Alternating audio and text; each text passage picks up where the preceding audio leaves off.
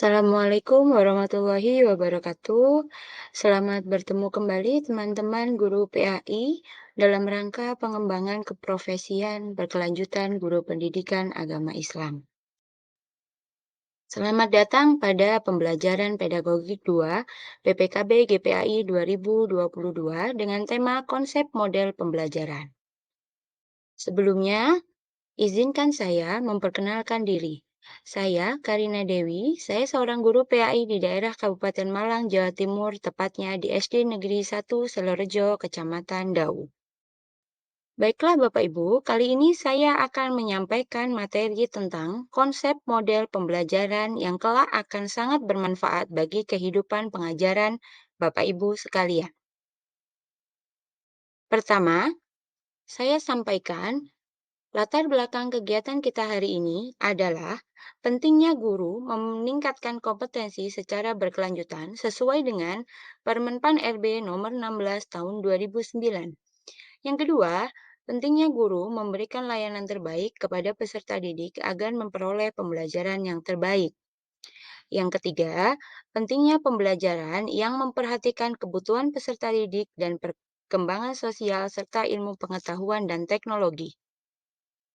Selain itu, pemahaman konsep ini juga penting sebagai metode yang mendorong aktivitas yang berpusat pada siswa atau student center.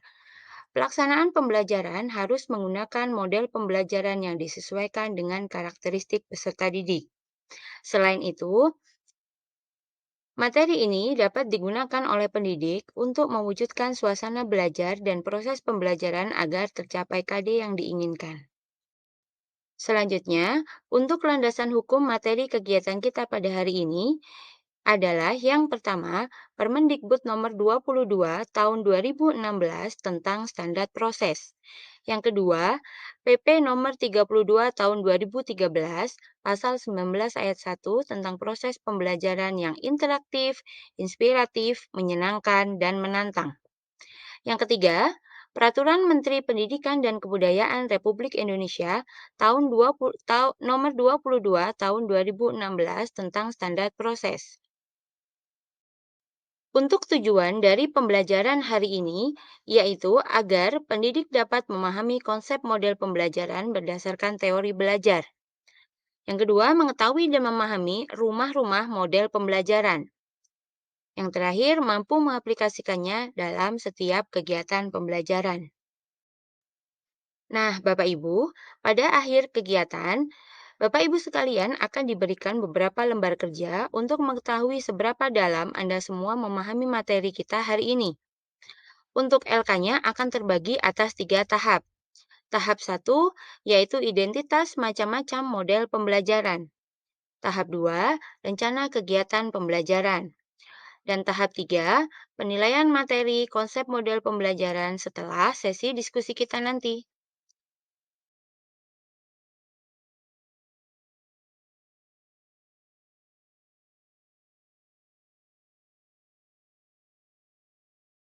Baiklah, untuk mengawali materi kita hari ini, saya ingin sedikit melakukan permainan yang mana tujuannya adalah untuk mengetahui seberapa Anda sekalian memahami materi yang akan kita pelajari hari ini.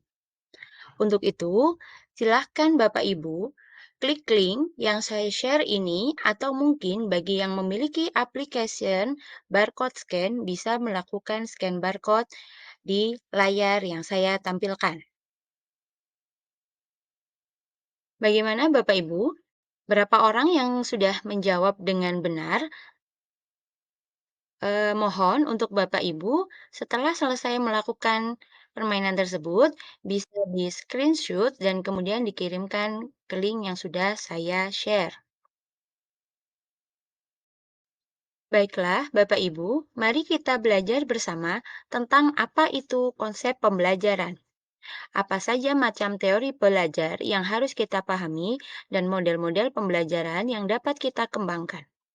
Adapun teori belajar terdiri dari 4, yaitu teori belajar behavioristik, teori belajar kognitivistik, teori belajar konstruktivistik, dan teori belajar humanistik. Yang pertama, teori belajar behavioristik yaitu menjelaskan bahwa belajar itu adalah perubahan perilaku yang diperoleh melalui pengalaman. Perubahan terjadi melalui stimulans dan respon. Yang kedua, teori belajar kognitivistik yaitu teori yang lebih menekankan kepada proses belajar daripada hasil belajar.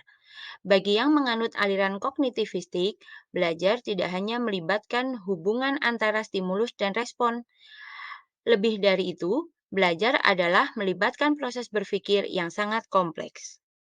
Yang ketiga, teori belajar konstruktivistik. Menurut pandangan konstruktivistik, pembelajaran lebih mengutamakan penyelesaian masalah, mengembangkan konsep, konstruksi solusi, ketimbang menghafal prosedur dan menggunakannya untuk memperoleh satu jawaban benar. Sedang, untuk teori belajar humanistik, tujuan belajar adalah untuk memanusiakan manusia. Proses belajar dianggap berhasil jika si pembelajar memahami lingkungannya dan dirinya sendiri. Siswa dalam proses belajarnya harus berusaha agar lambat laun ia mampu mencapai aktualisasi diri dengan sebaik-baiknya. Selanjutnya, adapun rumpun model pembelajaran yang bisa dikembangkan dari teori-teori tersebut adalah terdiri dari 4 hal. Yang pertama, inquiry and discovery. Yang kedua, problem-based learning. Yang ketiga, project-based learning. Dan yang keempat, scientific-based learning. Bapak Ibu sekalian, setelah literasi pada modul yang sebelumnya, selanjutnya saat ini saya akan melakukan brainstorming. Apa itu brainstorming? Brainstorming adalah curah pendapat dalam kelompok-kelompok kecil. Maka dari itu, setelah ini Bapak dan Ibu akan saya bagi dalam 4 kelompok. Cara saya membagi kelompoknya adalah dengan meminta Bapak Ibu untuk menyebutkan angka 1 sampai 4 berurutan, kembali lagi ke angka 1 dan 4 sampai 4 hingga jumlah siswa kita habis. Kemudian, peserta dengan nomor 1 bisa silakan berkumpul dengan nomor 1. Begitu juga sebaliknya. Nomor 2 dengan nomor 2, nomor 3 dengan nomor 3, nomor 4 dengan nomor 4. Setelah berkumpul dengan kelompok masing-masing, silakan Bapak Ibu menuliskan pertanyaan-pertanyaan terkait teori pembelajaran dan mencari jawabannya dengan clue 4W 1H. Peserta kemudian berbagi informasi yang didapat kepada kelompok lain. Untuk pembagian kelompok, kelompok 1 behavioristik, kelompok 2 kognitivistik, kelompok 3 konstruktivistik, kelompok 4 humanistik. Untuk hasil yang kita lakukan, maka Bapak Ibu dipersilahkan menuliskannya dalam lembar kerja yang sudah saya siapkan. Ini adalah tampilan salah satu lembar kerja yang akan Bapak dan Ibu sekalian kerjakan. Silahkan nanti dibaca bagaimana cara dan tahap mengerjakannya dan diskusi kelompoknya. Setelah kegiatan diskusi kita telah berjalan dengan baik, sekarang saya ingin bertanya kepada salah satu kelompok berkaitan dengan kendala-kendala apa saja yang dihadapi dalam menemukan hubungan antara teori belajar dengan model pembelajaran. Setelah itu, silahkan salah satu perwakilan kelompok lain bisa menanggapi kendala-kendala tersebut. Jikapun ada beberapa kelompok lain yang ingin menambahkan, maka dipersilahkan. Terakhir, saya ucapkan terima kasih kepada Bapak Ibu yang telah sangat bersemangat dalam kegiatan kita hari ini. Kiranya kegiatan hari ini dapat menjadi bekal untuk Anda sekalian saat kembali ke lembaga masing-masing. Saya sangat berharap Bapak Ibu dapat menerapkan teori belajar dan model pembelajaran dalam pembelajaran PAI berdasarkan kekhususan PAI dalam menumbuhkan akhlak peserta didik. Ada satu hal lagi, sebagai permintaan permintaan saya dalam bentuk apresiasi kegiatan Anda sekalian, saya minta Bapak Ibu membuat rencana pembelajaran yang memuat materi kita hari ini dan akan dikumpulkan via link yang saya share setelah kegiatan kita berakhir. Yang mana hasilnya nanti dari proyek yang Bapak dan Ibu lakukan akan kami jadikan satu folder untuk dapat dijadikan referensi dalam pembelajaran Bapak Ibu di lembaga masing-masing.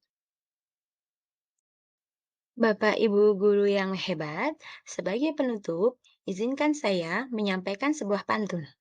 Ada jendela berjumlah 5. Meski tak bersuah, semoga materi kita bisa diterima. Muncul virus di Wuhan, jangan lupa jaga kesehatan. Banyak kata kurang berkenan, sudilah kiranya dimaafkan. Sampai jumpa Bapak Ibu di lain kesempatan. Assalamualaikum warahmatullahi wabarakatuh.